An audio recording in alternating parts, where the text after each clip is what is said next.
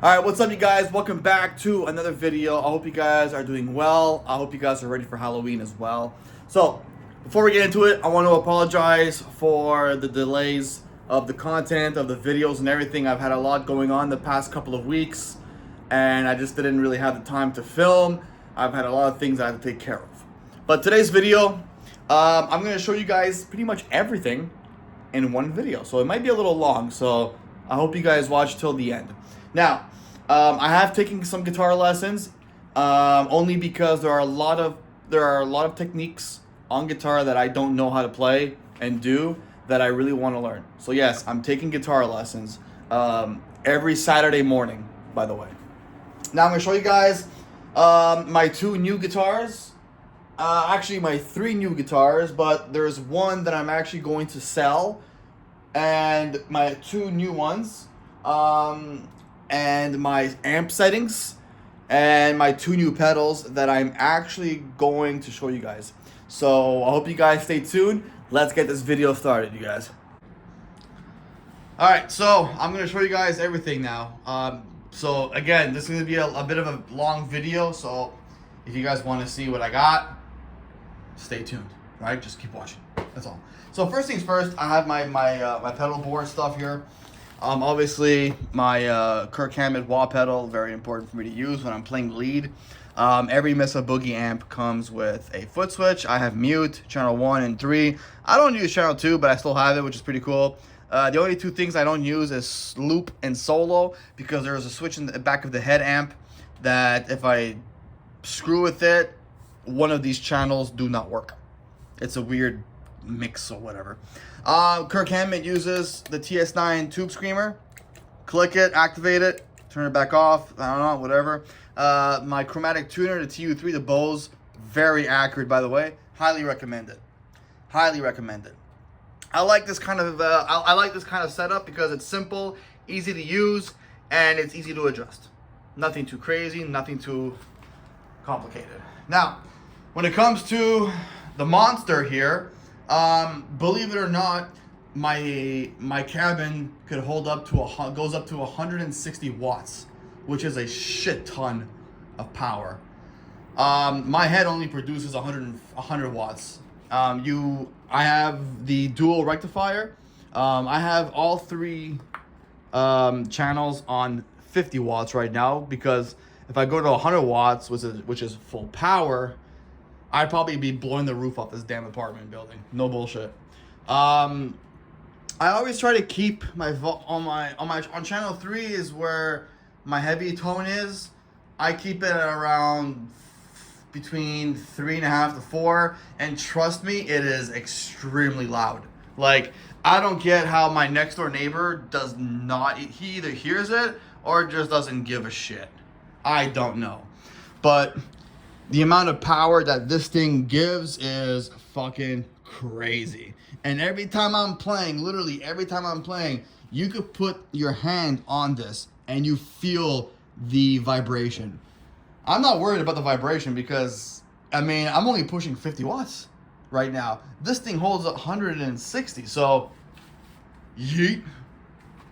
Now, for my guitars, this is my brand new Epiphone Les Paul Custom. They call this one the Widow because there's about 4 different colors, I believe. You have red, purple, yellow, orange, and red. No, so 5 colors. I apologize. I took the yellow one.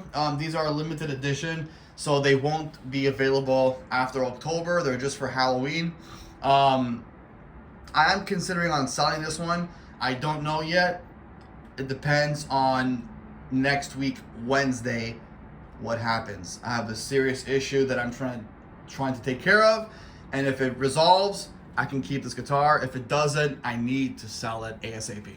So, yeah, it's a really nice guitar. Has a really nice, really beautiful flame top on it. I know Gibson did actually have versions of these, but sadly they were super, super expensive. So this was a long time ago too, and I'm surprised Epiphone actually brought it back. So yeah, really great guitar, love it. It just came back from the shop from having it set up and stuff. So these are all my guitars. Now there is a guitar on my right. So where am I here? So you see where my finger is? Just below there is a guitar, just right next to the V. I'm not gonna show it to you guys right now because I'll tell you guys about all these guitars here. Because the one that I'm holding right now is a very special 59, very special guitar, limited edition, by the way. So obviously I have my Epiphone acoustic. I like playing acoustic guitar when it comes to playing some just random stuff, making up stuff, and just, you know, jamming, having fun. That's all. Obviously you guys know my number one baby, Greenie. She's my baby. I love her to death. I would not trade her in for anything, literally anything, unless it's for the custom shop version. Then that's a different story. But I would never trade Greenie in for anything. Sorry. Greenie holds a special place in my heart, and Greenie has that specific sound that no other Les Paul has. I'm sorry, no Gibson Les Paul has a sound that Greenie has. You can disagree or agree with me, doesn't matter. Now this one here is actually a rental. I just got it today. This is a Gibson Les Paul Standard Tobacco Burst. The reason I rented this one is because I wanted something that just has a classical rock and roll tone, and obviously a Gibson Les Paul Standard always has that classic rock and roll tone. So I'm currently working on some things right now, some classical riffs and stuff, and once I finish recording, rehearse it, practice, learn it, and memorize it, I will probably make a video of it, so don't worry about that. As you guys know, I don't have my Jackson guitar anymore because my Jackson guitar broke. It just electronically, it was not working right, and I've had that guitar for so fucking long, and it was time to upgrade. So I went with the Schecter Diamond Series. This guitar here is a really, really nice guitar. It's a satin black, aged guitar. When it comes to lead guitars, I try not to spend over $1,000. I just want something affordable. So this was like $900. It was really good.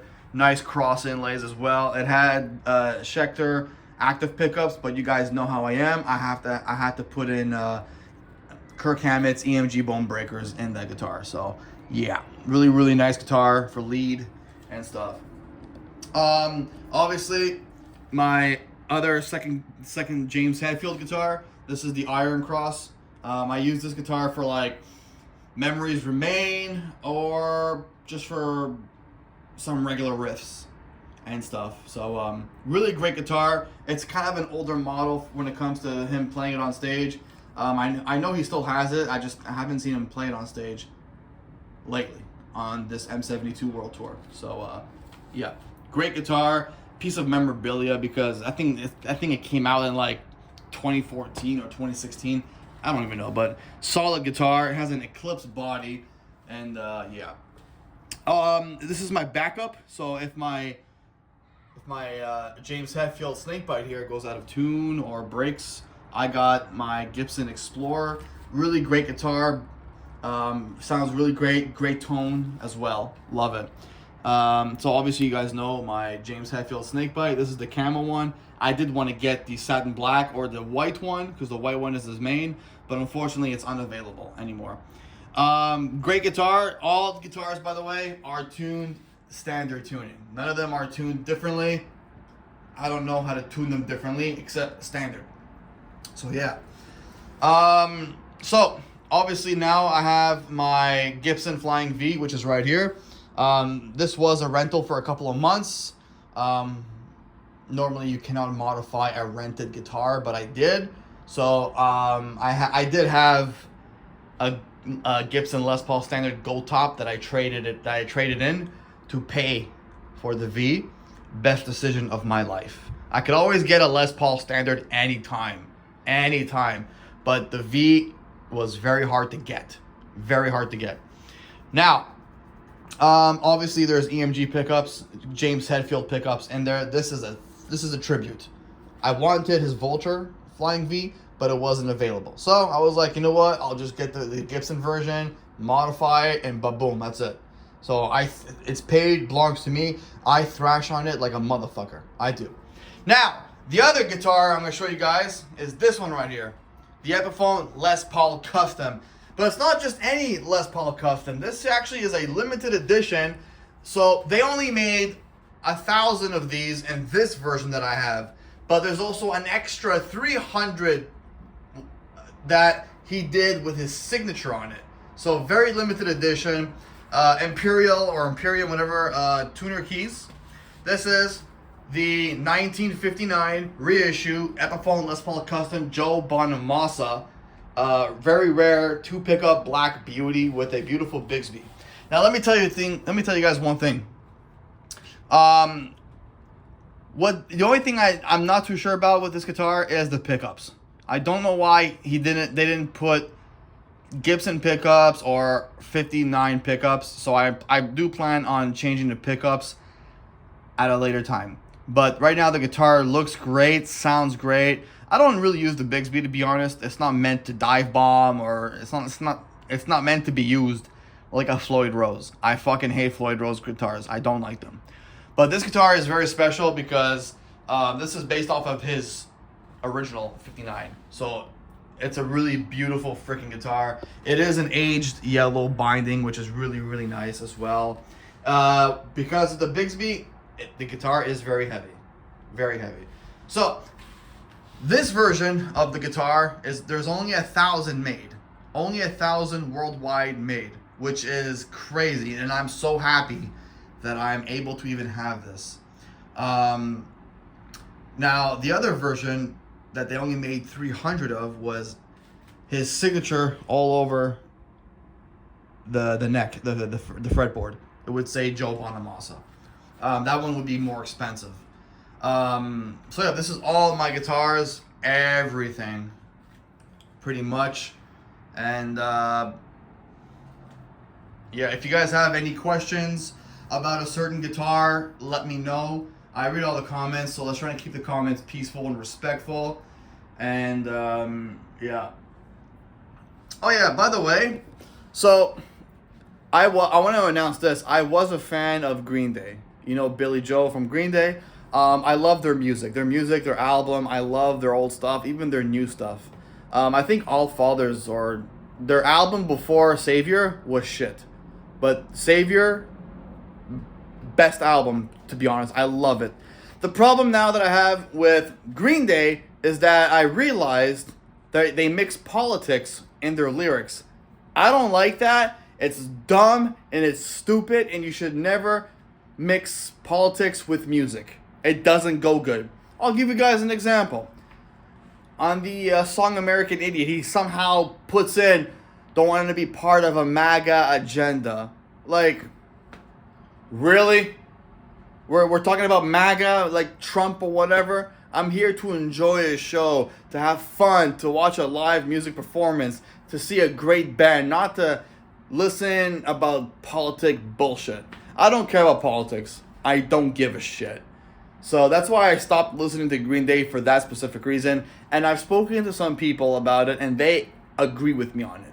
So, yeah. I love music. I play music, and this is my shit. This is 100% my shit.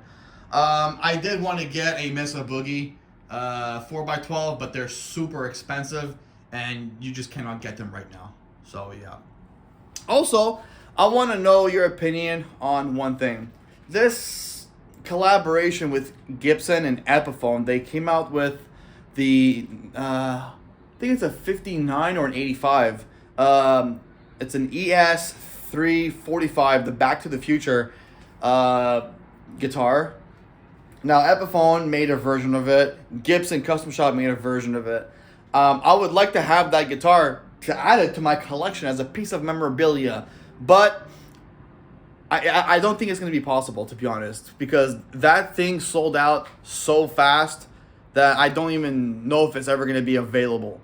So,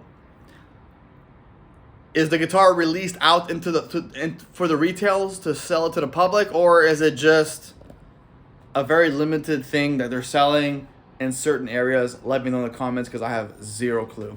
But other than that, this is my stuff. If you have any questions, let me know in the comments below. Take care of yourself. Take care of each other, guys. happy Halloween, and if anything, my next video is going to be fucking crazy because I'm gonna record some of it too. Not all of it because of copyright, but yeet.